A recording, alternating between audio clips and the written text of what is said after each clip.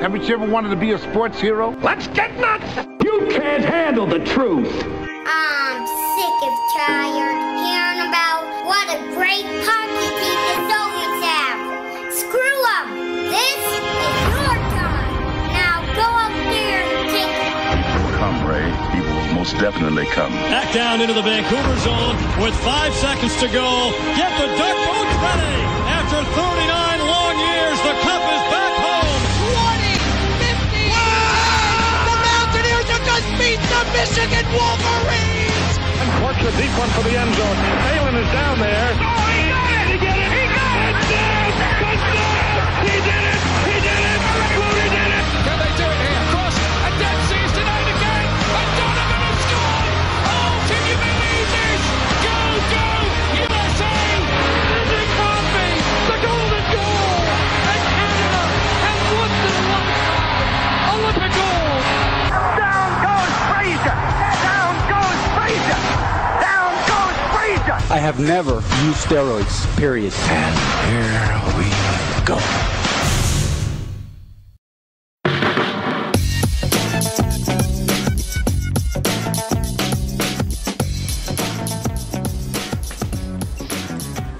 Hello and a good morning to you all across campus. Frigid morning. Very cold. 22 degrees this morning.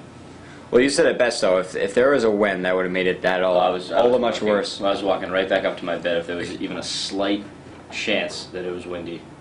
Girls out there scraping off the windshields of their cars. Yeah, it's no good. It's just not good. Not ready for it yet. In 50-degree weather in December, all of a sudden, it's going to decide to go back to normal and be in the 20s. I don't think so. Not on our watch. Anyway, big show for you today. Of course, special guest Mark Tancredi will be with us. As always, he'll be at the 8:40 hour. And then, like you said, Tancredi gets his own intro. Mostly because I felt bad. Neither of us told him that there was not a show last week. So he showed up.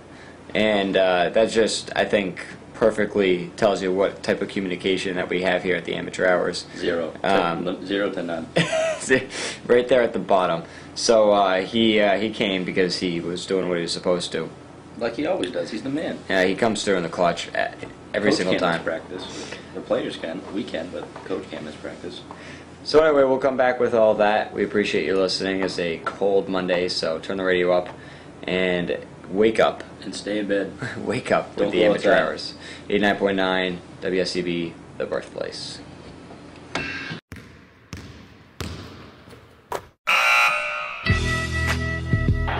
Give it up! Give it up! And right! That's what they want! Little Dixie Doo! Jamboree! There's the pass to Leitner. Puts it up. Yes! Watford for the win! Yes! Yes! Oh! Unbelievable! Unbelievable! Can't believe it!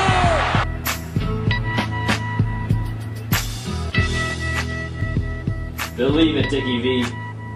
Believe it, my man. Wow. Obviously, the last call there, Christian Wofford taking down the Kentucky Wildcats. A last-second buzzer beater to upset the #1 team in the country. Mark, where were you when Christian Wofford beat the Wildcats? In my room, watching the game. Unbelievable. Great finish. Unbelievable, as Dickie V puts it, but it's believable. Can I just say that that intro gave me chills?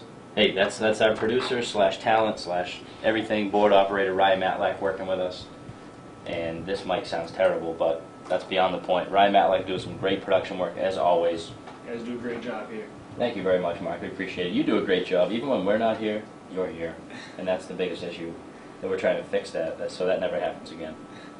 All right, Mark, let's talk about this real quick. It's early on in the regular season. Teams have barely played 10 games. But a program like Indiana, obviously the incredible history they have, but haven't been, they've been pretty, irrelevant the past seasons in the college basketball scene. What does a win like this do for this program? It's kind of springboard them going forward. Obviously, they got some talent. They can hang with the Kentucky team and beat them. A lot of people have picked to win the national championship. What does this mean for the Indiana Hoosiers going forward? Obviously it's a huge win whenever you beat the #1 team. But they were kind of under the radar this season. analysts thought that they would compete in the Big Ten, maybe not be in the upper echelon of the conference. But I think this is a team that's worth reckoning with. They have a lot of talent. They won 12 games last year, and they're almost at that mark at this point in the season. So I think they're going to be a fringe bubble team when it's all said and done. Are they a top 25 team right now, Mark? Are they ranked? Yeah, I think you got to throw them in there. I really do. I mean, Kentucky, that's a really good team that they just beat. Mm-hmm. And when you watch the game, the Indiana, they had that game. Kentucky was playing catch-up the whole time. Right. And then they ended up taking the lead with a couple seconds left, and then you saw the incredible shot that was made at the buzzer. So Indiana held their own, and I think that's a top 25 team at this point in the season. Absolutely. So obviously, aside from Christian Wofford, who was the hero of that game, he's averaging 10.4 a game. You got a guy like Cody Zeller averaging 15.5. Victor Oladipo, is that how you pronounce that? That's it. Yep. 12.3. Will Sheehy, so you got 5 guys averaging double digits, and then another guy averaging 9.3. Looks like there's a little bit of depth to this team, some balanced scoring. How's that going to help them going forward? Well, whenever you have balanced scoring, it's key for a team because when team scouts or they try to strategize for Indiana, they can't really key on one guy, and the scoring spread out. So, they can move the ball around, and like you said, it's balanced. So they're getting stuff from their inside guys, they're getting stuff from their outside guys, and everybody brings a little bit something different, which is very dangerous for any team because you can't just say, hey, we got to shut down this guy and we're going to win the game. Cool. All right, so that's the good news in college basketball. Unfortunately, there's some bad news to report on, too. We'll take you inside right now, and we'll come back and talk about it. It's Cincinnati and Xavier. Xavier had the game well in hand. These two teams were drawn all game. Xavier with a 76-53 lead. You got to give credit to the official. I know you guys can't see it listening in at home, but if you check it out, Cincinnati-Xavier brawl, you'll be able to find it. One of the officials did a pretty good job trying to step in right away after the first push was made.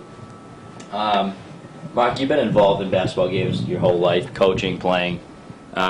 What do you make of something like this? Can you, as a coach, are you just, is it all frustration with your team, or do you like seeing that your team sticks up for each other?